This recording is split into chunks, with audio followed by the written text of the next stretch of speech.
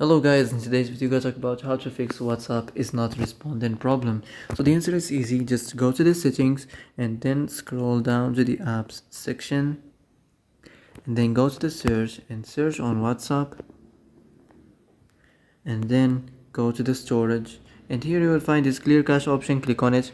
You can go check it if it works. If it didn't, you can try to restart your phone or turn the Wi-Fi off and on and the Bluetooth off and on, and maybe if it didn't work again, maybe try to clear data, but be careful.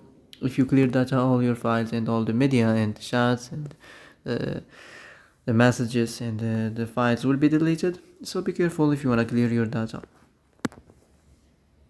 So that's it for today's video. I hope this is the answer you've been looking for.